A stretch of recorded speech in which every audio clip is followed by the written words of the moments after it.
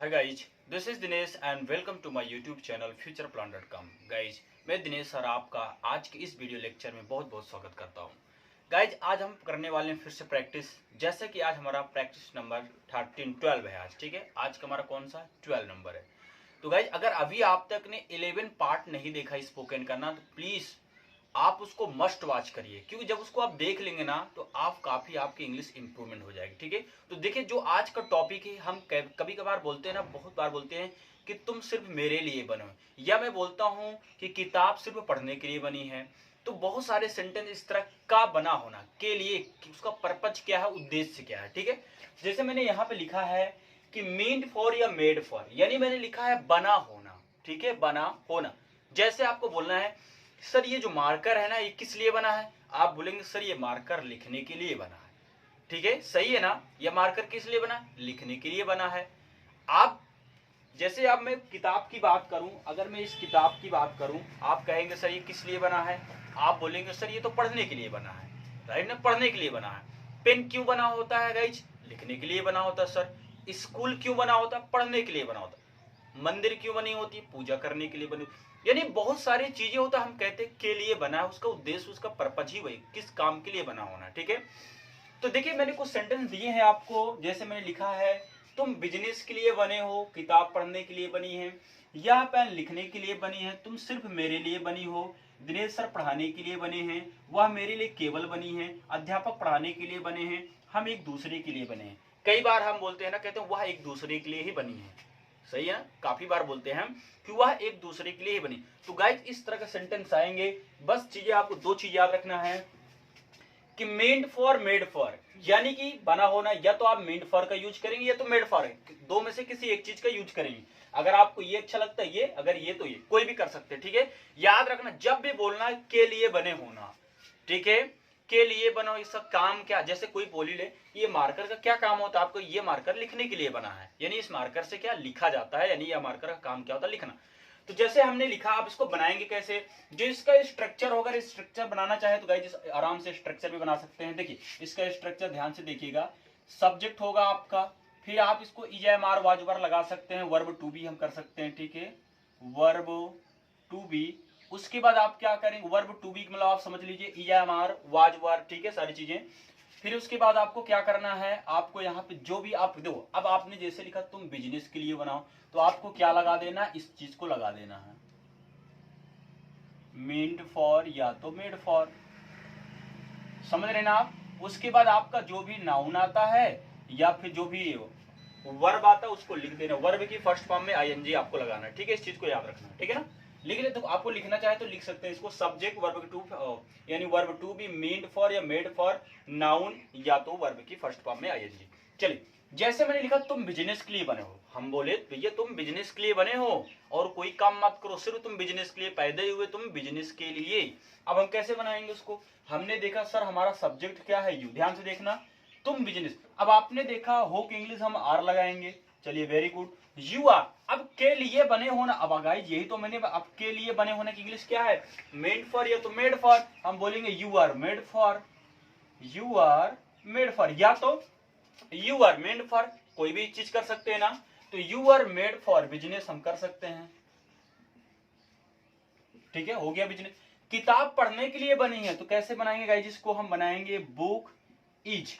अब आपने देखा कि बुक है आपका सिंगुलर है तो इज लगाया हमने, तो बुक इज मीन्ड फॉर, अब देखो आपने मीन्ड फॉर अब किस लिए बनी है, पढ़ने के लिए। अब देखो अब एक चीज और याद है, यहां पे आपने देखा ये कोई काम नहीं हो रहा, यहाँ कोई एक्शन है, लेकिन पढ़ना आपका क्या है, काम है। आप क्या लगाएंगे, रीड लगाएंगे, और रीड में क्या लगा देंगे, ING, बस यही आपको समझना है, ठीक है। तो book is mean for reading, book is mean for reading. बाकी आप इस तरह के सेंटेंस बना सकते हैं, यह पेन लिखने के लिए बने हैं, आप बनाएंगे this pen is made for, लिखने के लिए ना तो राइटिंग कर सकते हैं, समझ रहे ना आप। यह pen, this pen is made for writing, यह पेन राइटिंग के लिए बनी है। जैसे कहते हैं यह जो रूम है ना सोने के लिए बना, जैसे मान लो आपके यहाँ अगर घर है उसमें कुछ ऐसे होते हैं जिसमें गेस्ट रूम होता है, वही कहते हैं यह गेस्ट के लिए रूम बना है, तो वही सारी चीज हम बोल सकते हैं कि this room is made for, ठीक है। इस तरह से चीजों को हम रिलेट करके बता सकते हैं, ठीक है ना गाइस। फिर है आपका तुम सिर्फ मेरे लिए बनी हो। अब जो प्यार और करते हैं भैया वो कहते हैं तुम सिर्फ मेरे लिए बनी हो ना, कहते हैं ना, जैसे आपने जीत मूवी देखा हो सनी देओल को, उसमें कहता हो, तो ये डायलॉग भी हो जाता है। तो कैसे इसको बनाएंगे, तुम सिर्फ मेरे लिए बनी हो, इसको हम बनाएंगे यू, अब आप बनाएंगे आर, यू आर मे। अब यहाँ पे ओनली भी है, सिर्फ है, तो आप इसको इसकी इंग्लिश लिखना पड़ेगा आपको। तो मैं यहीं पे लिख देता हूं you are only, you are only made for मी।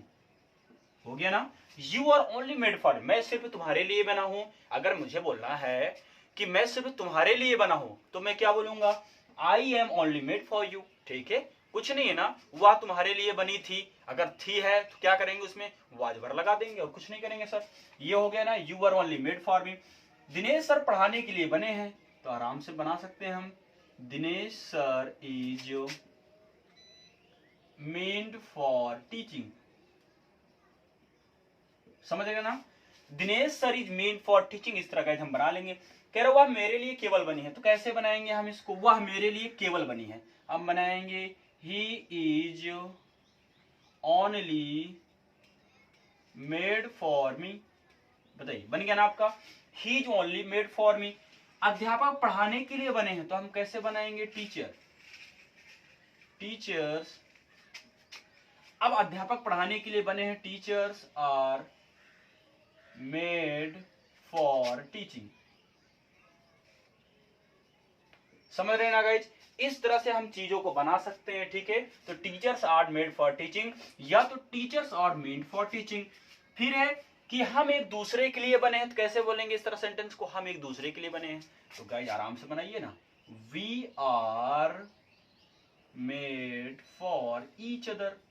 ये सेंटेंस आपने कई बार सुना होगा कि वह एक दूसरे के लिए बने हैं, हम एक दूसरे के लिए बने हैं, तो we are made for each other. अब बताइए गाइज, कहीं कोई दिक्कत है आपको इसमें, इस तरह के सेंटेंस बनाने में? हम कहते हैं कुछ भी, मैं आप यही बात करो कि सर ये व्हाइट बोर्ड किस लिए बना है, क्यों बना है, हम बोलेंगे या व्हाइट बोर्ड पढ़ाने के लिए बना है। सही है ना, या व्हाइट बोर्ड पढ़ाने के लिए बना है। तो कोई भी आपको वस्तु या नाउन है, कुछ भी होता है, तो जैसे कहते हैं वह लड़का खेलने के लिए बना है, वह लड़का खेलने के लिए बना है, या मैं मुझे बोलना है वह लड़की हॉकी खेलने के लिए बनी है। समझ रहे ना, तो आराम से बना लेंगे ना, कोई भी दिक्कत नहीं। गाइज अगर आपको वीडियो पसंद आ रही तो लाइक शेयर जरूर करना, अगर आप फर्स्ट टाइम विजिट किए हैं तो सब्सक्राइब भी। ठीक है, देखिए इसको समझने का एक तरीका और है, आपने जैसे यहाँ पे लिखा है कि subject verb to be meant for made for. अब यहाँ पे मैंने बताया था नाउन भी हो सकता है, सही है, या तो नाउन का मतलब जैसे मैं बोलूं कि मैं अब जैसे मैं उस लड़की के लिए बना हूं, या तो किसी का नाम दे, जैसे मैंने बोला कि वह राम के लिए बनी है, मैंने बोला वह, ऐसे बोलना सीता राम के लिए बनी है, तो कैसे बनाएंगे, Sita is made for Ram.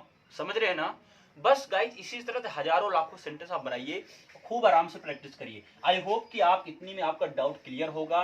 Main for made for को कोई दिक्कत, या घर रहने के लिए बना है, या पार्क घूमने के लिए बना है, या सीट बैठने के लिए बनी है, या कुर्सी बैठने के लिए बनी है, या गिलास पानी पीने के लिए बना है, या टेबल पढ़ने के लिए बनी है, या टेबल खाने के लिए बनी है, या किचन, यानी कि ऐसे बोलना है ना, या किचन इसमें क्या होता है, खाना बनाने के लिए बना हुआ। यानी बहुत सारे सेंटेंस गाइज आप सोचिएगा। जैसे साबुन की बात करें तो आप बोलोगे साबुन का क्या काम होता है, आप कहोगे साबुन तो नहाने धोने के लिए बना है। सही है ना, साबुन नहाने धोने के लिए बना है जी। बस इसी तरह से हजारों लाखों सेंटेंस बनाइए, अब प्रैक्टिस करिए। ठीक है, बस गाइस अब मैं आपको देता हूं SW। अगर आपको यह सेशन अच्छा लगा हो तो प्लीज कमेंट में जरूर बताइएगा, और इसे ज्यादा से ज्यादा अपने ग्रुप में शेयर करिएगा। ठीक है, तो देखिए मैं अब आपको देता हूं, इसको मैं साइड हट रहा हूं, इस चीज को आप लिख लीजिएगा, subject verb to meant for made for, या तो नाउन, या तो आप वर्ब की फर्स्ट फॉर्म में क्या लगाएंगे, वर्ब की फर्स्ट फॉर्म में आप ING लगा देंगे। ठीक है, इस चीज लिख रहे हैं। अब इसको आप आराम से लिख लीजिएगा, और जैसा मैंने बनाया है इस चीज को आप बनाइएगा, प्रैक्टिस करिए। प्रैक्टिस करके आप हमें कमेंट में 5-5 सेंटेंस आप खुद बना के बताइए, बाकी मैं आपको 10 से 12 एग्जांपल दूं, ताकि आप घर पे बैठ के ही प्रैक्टिस कर सकते। ठीक है गाइज, आई होप कि यह वीडियो आपको बहुत ही अच्छी तरह से समझ में आया होगा। चलिए मैं साइड में हट रहा हूँ, आप इसको क्या करिए, इसको आप या तो नोट कर लीजिए या तो इसका स्क्रीनशॉट ले लीजिए। ठीक है गाइज,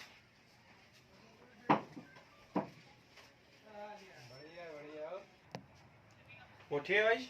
तो देखिए अब आपको क्या करना है, इसको प्रैक्टिस करना है, बस आपको क्या करना है, प्रैक्टिस करना है। यानी कि मैंने जितना दिया हुआ है, जैसे मैंने लिखा है राम सिर्फ मेरे लिए बना है, या कुर्सी बैठने के लिए बनी है, स्कूल पढ़ने के लिए बना है, तुम मेरे लिए बनी हो, क्या आराम पढ़ाने के लिए बना है, तुम गाना गाने के लिए बनी हो, वह लड़की अंग्रेजी बोलने के लिए ही बनी है, मैं सिर्फ अंग्रेजी बोलने के लिए बना हूँ, क्या तुम मार खाने के लिए बने हो, जो जैसे ज्यादा मार और खाता है ना, क्या तुम मार खाने के लिए बने हो भैया, सूरज धूप देने के लिए बना है। तो सारी चीजें आप, मैंने तो इतना ही दिया, बस आपको और प्रैक्टिस करना है, और ज्यादा प्रैक्टिस करिए, और एग्जाम्पल सोचिए, थिंक सोचिए और उसको बनाइए कि किस लिए। आपके पास पेन है, अगर ये कोट है, पूछो किस लिए बना है, पहनने के लिए बना है, जैकेट ठंडी से बचने के लिए बना है, यानी बहुत सारी चीजें आप सोचिए, उसको प्रैक्टिस करिए, अपने फ्रेंड्स जो भी आपका ग्रुप हो ना, उसको थोड़ा सा मिलिए और उससे थोड़ा बातें करिए, चीजों को रिलेट करके बातें करिए, तब जाके इंग्लिश बोलना आएगा।